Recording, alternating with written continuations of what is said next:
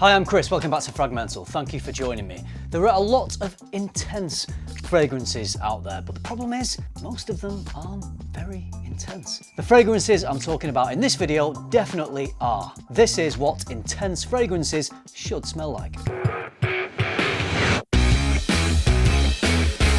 How many times have you smelled an intense fragrance, like it says intense on the bottle, and found it to be not very intense at all, or worse, even less intense than the non-intense version? I'm sure many of you out there are saying, yes, Chris, I've smelled many intense fragrances that don't smell very intense. It's just a marketing buzzword. It's a fragrance company releasing another version of an already popular fragrance and cashing in on that name. If a brand wants to release another version of a popular fragrance, I get it, that's business. But to call something intense when it's blatantly not intense, that's kind of annoying. The fragrances I'm about to talk to you about in this video aren't labelled as intense, but they certainly are, in my opinion, very intense. If the label on the bottle said intense, it wouldn't be a lie. It would be very accurate because the intensity is off the chain. First up is the latest release from Centauri Perfumes, Elixir. You might be familiar with Peter from the fragrance channel Fragrance View. This is his fragrance brand.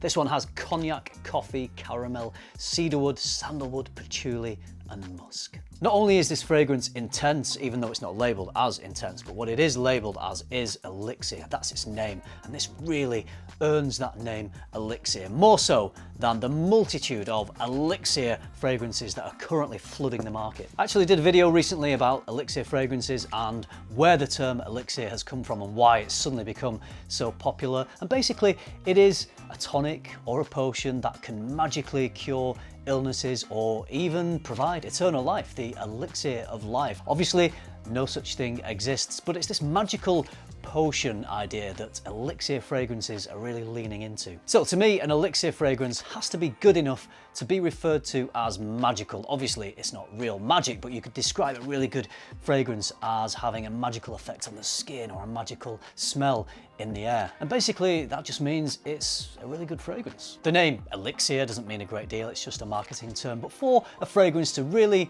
earn that name, to have those magical properties, it has to be pretty unique. It has to be something different, something creative, a little bit artistic, but also has that magical effect in that a lot of people like it. For me, the only fragrance that has done that is Sauvage Elixir. I think it's great, and that's the one that started off this current trend. For a fragrance to bear the name Elixir, for me, it's got to earn it. It's got to be something special, something that impresses me. Elixir definitely does. This one blows me away. It's got a similar scent profile to By Kilian's Black Phantom, and if you watch my channel, you know how much I love that fragrance. One of my favourites, Kilian's. Obviously, we've got the coffee, the caramel, and the booze in here, like Black Phantom. Actually, two types of booze, cognac and rum.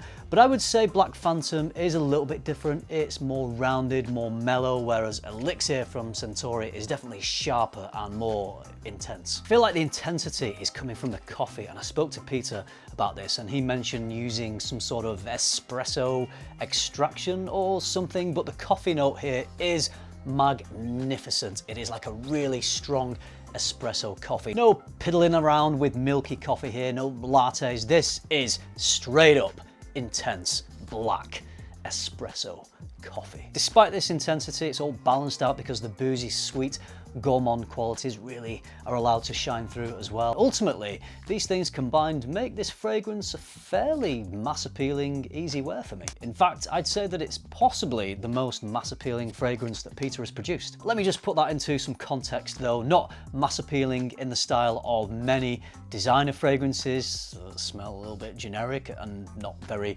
intense, but mass appealing in terms of it being easy to wear but still very artistic and creative. One of the most impressive things about this fragrance is the engine that's driving it, this supercharged engine, because this fragrance is strong. You want a strong fragrance that's going to last all day, possibly 2 days, then this is supercharged beast mode. Despite all this strength and intensity, it doesn't get obnoxious unless you overspray. I think I went about 8 sprays on this, and I probably wouldn't go more than that. And if it was warmer weather, I'd probably go less than that. But, you know, around about 4 to 8 sprays, depending on the season, would work. Just in case you think Peter's jumping on the Elixir hype train with this, he actually told me that he registered the name and had the labels printed for this fragrance around 3 years ago, and rather than throw them away, he decided that he may as well use them. So he just had to come up with a fragrance that was worthy of the name Elixir, and I think he definitely succeeded. This is a head-turning statement maker,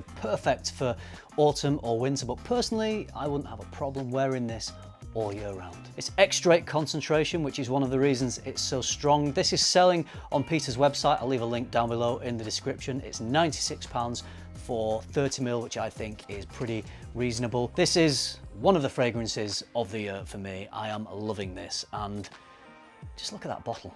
On to the next fragrance, and this is a brand that is definitely associated with strong, intense perfumery. This is the latest in the library collection from Amouage. It's King Blue. Mandarin, blackcurrant, pink pepper, frankincense, amber, sandalwood, oakwood, patchouli, oud silver, and leather. As you'd expect from Amouage, this has an intensity from the outset. Fruity mandarin with animalic firepower underneath, and it's this really interesting juxtaposition between the sweet, fruity mandarin and these harsher, slightly more abrasive animalic notes. I'm going to be talking about the animalic nature of this fragrance throughout this portion of the video because it's what's really providing the firepower, the intensity. I don't think there are animalic notes like civet or castoreum in here. It smells like maybe there could be, but I believe that the oud that's been used is a particularly high grade of oud called oud silver, which is quite well known for having animalic properties. They wanted to embrace a surrealist concept, so you do definitely get some typical blue style fragrance in this. You've got the mandarin and the incense, so that is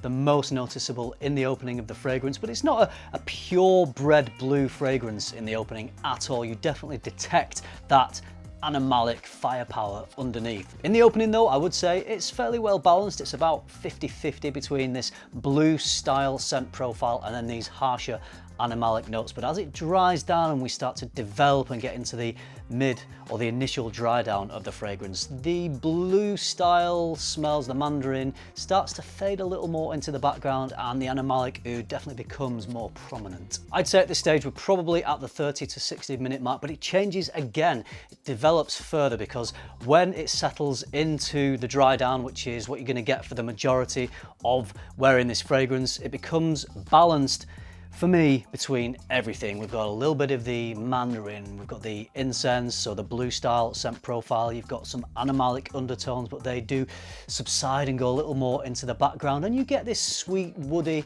ambery scent with flickers of the mandarin and the intensity of the animalic accords. With fragrances like this, where we're talking about things smelling animalic, you do have to ask the question, is it wearable? Because who wants to smell skanky? Who wants to smell of poo, you know, when you've got really fecal oud? No one really, but it doesn't actually smell like that. It doesn't smell too fecal or barnyardy. This is a wearable fragrance for me, but I've worn lots of creative, artistic, animalic style fragrances, and this isn't quite as pungent, as potent or as bold as some others. So for me this is fairly wearable, but if you are not used to wearing this style of fragrance, if you're more used to more easygoing, mass appealing designer fragrances, for example, this one might not be for you, or at least you should try and sample it first. If you're a fan of bold, daring Amouage releases, then I think you're gonna lap up this intense statement making scent. If you've got the clackers to wear something statement making and bold, if you're at that point in your fragrance journey, then I would say definitely check this one out because it's gonna stand out, it's gonna get you noticed. It's a strong fragrance, like I said,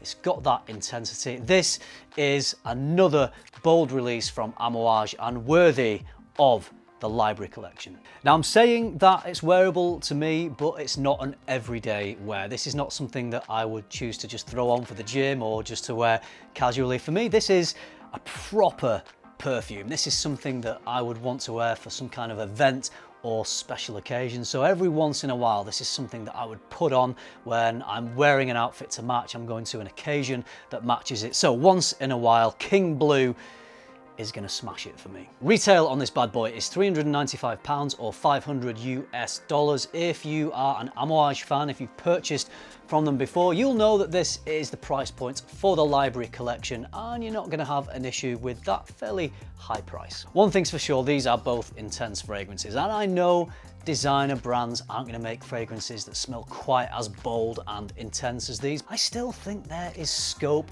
for these fragrance brands to at least try a little bit harder in adding a bit more oomph to these so-called intense fragrances. I'll tell you what would be really interesting for me is if you could drop down in the comments any designer fragrances that you think are worthy of bearing the name intense. Are they truly intense, or are they not really that intense? If you've got any that you can recommend, drop them down in the comments. All right, that's it from me. I hope you enjoyed this video. I hope you liked it. If you did, you know what to do. Subscribe if you haven't already. And if you do all that, I will see you in the next video.